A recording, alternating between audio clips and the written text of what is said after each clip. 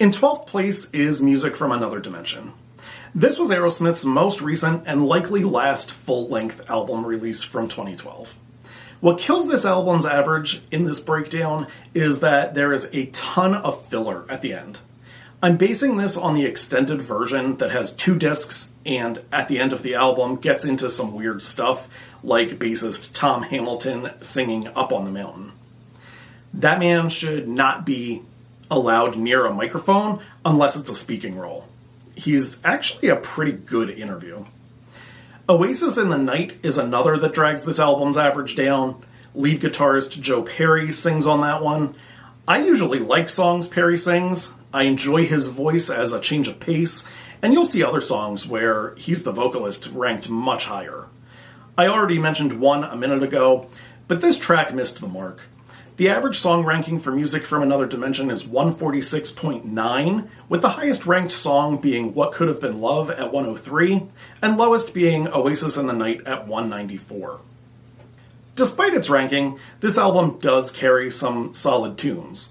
What Could Have Been Love is a great power ballad, as is Can't Stop Lovin' You, in which lead singer Steven Tyler duets with Carrie Underwood, while Love Her a Lot and Love Triple X are more gritty Aerosmith rock and roll tracks.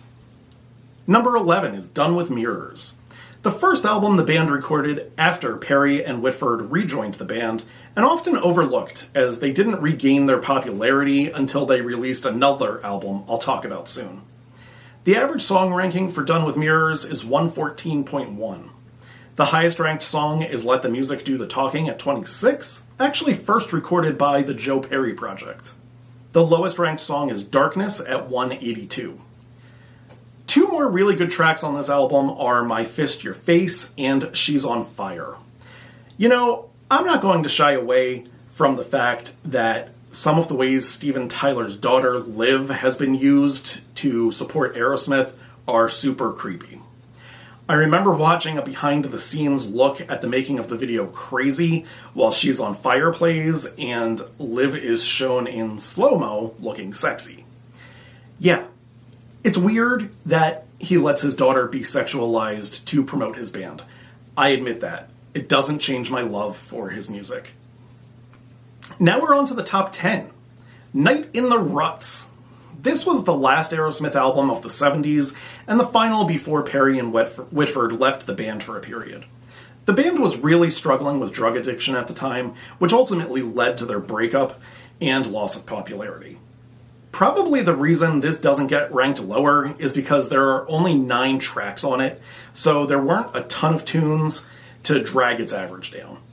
The average song ranking for Night in the Ruts is 111.3. At 28, the highest ranked song on Night in the Ruts is No Surprise, while the lowest is Cheesecake at 165. If you rearrange the first letters of the first and last words of this album, it becomes Right in the Nuts. If you were wondering, yes, that was intentional. I'll throw out 2 more songs to give a listen to here, Shangri-La's cover Remember Walking in the Sand and Chiquita. I really like that Chiquita has an older sound on the track. It almost sounds like they recorded it all in the studio in one take rather than remixing and all of that, and that's a good thing. I was a little surprised to see this next one ranked at 9. Blindly, I'd have ranked it better. Permanent Vacation. This is the album that really brought Aerosmith back. Well, that and teaming with Run DMC to re-record Walk This Way, but that song is not on the album. The average song ranking on Permanent Vacation is 88.6.